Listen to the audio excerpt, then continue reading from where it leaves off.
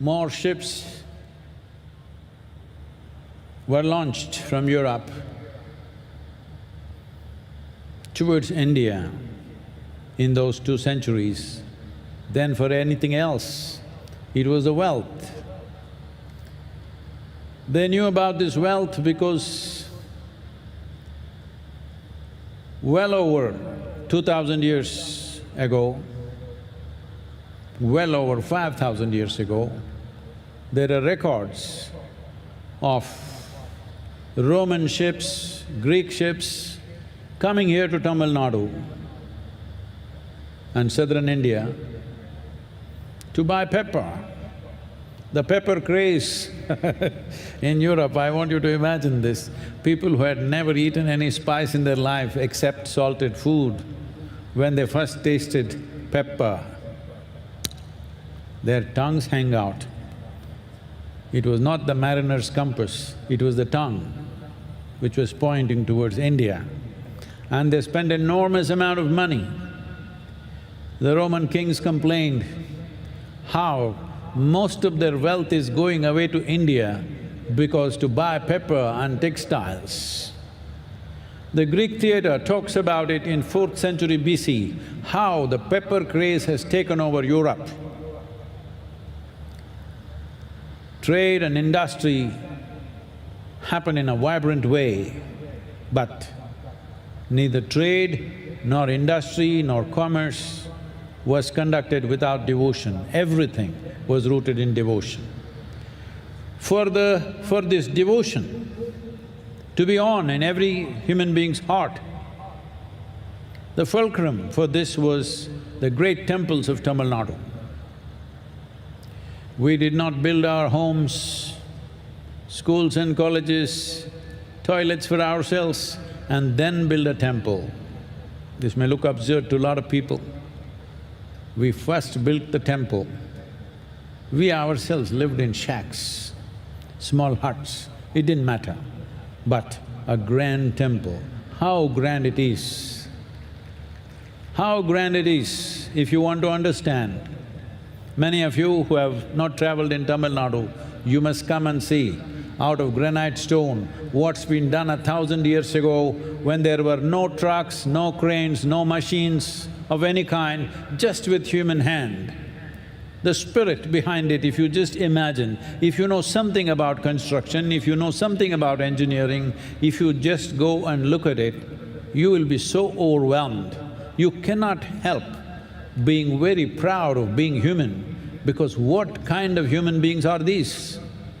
These are devotees, where their own well-being didn't matter. What they created for everybody's well-being is all that mattered to them. We are once again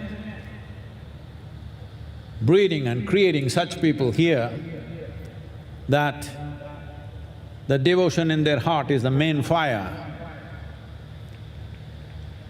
You need to understand this, that everything that is significant that's ever been done in the world has been done because of human spirit. And human spirit is at its best when you're a devotee, because the concerns of what about me have been dissolved within you. Out of this, the entire culture flourished. Well, everybody counts only the commercial successes. They don't understand the profoundness of various other things. As I have been speaking about the temples, there is a lot of debate and discussion going on, lot of negativity from certain people. But I want you to understand this. Right now the problem is, I've been talking to so many people, if you say temple, they say revenue, Varamanam. It's very appropriate, because when East India Company took over the temples, they put the temples in the revenue department, most appropriate, because they didn't come here out of their love for the deities for which we were willing to shed our life.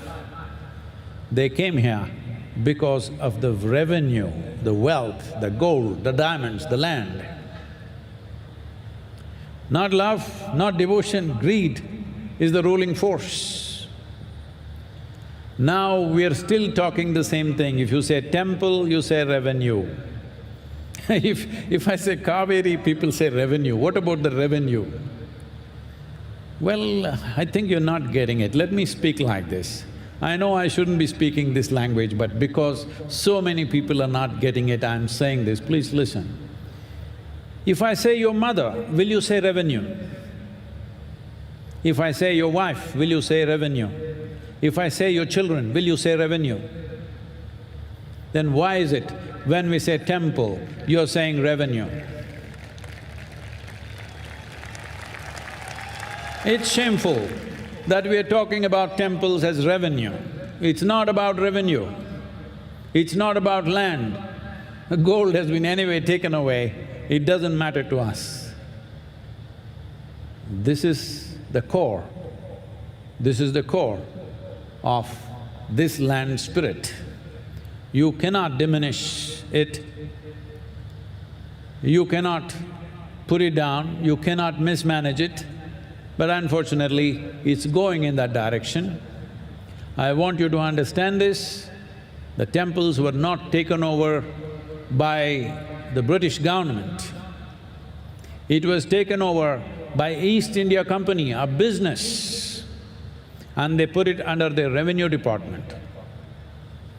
In 1817, this whole disaster started. Then it so happened that the Christian missionaries and evangelical people back home in England for them started protesting that Christian men should not manage pagan temples. So for that reason, they started giving it back, half-heartedly, because there was still gold, there were still diamonds, there was still revenue, but they started giving it back because of protests by the Christian community, fortunately. I'm saying this because today when I say these temples should be in the hands of the devotees, some people say, why can't we take over the churches? Why can't we take over the mosques? Why can't we take over the Jain temples, gurudwaras? No, you should not touch the mosque, you should not touch the church, you should not touch the gurudwara or the Jain temple, because there is one justice, one injustice. You don't have to multiply that. Instead of solving the problem, you want to multiply the problem. Nobody has any right to take anybody's place of worship, whoever they are, whatever they believe in. If it means something to them, it means something to them, that's all. But in Tamil Nadu, 87% of the population, their places of worship, unfortunately, is in the hands of the government by default, not by intent, because the East India Company did it and we continue like one famous, now recently very popular poet, American poet said this, just ease is not justice.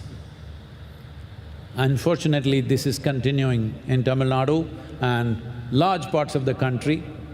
We think if you just leave it as it is, it's justice.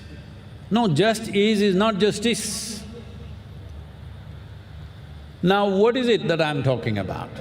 What I'm saying is, I'm talking about the fundamental rights of the citizens of India, and I'm talking about secularism, because in my understanding, to be secular means religion does not mess with the government does not mess with the religion. That's my idea of secularism.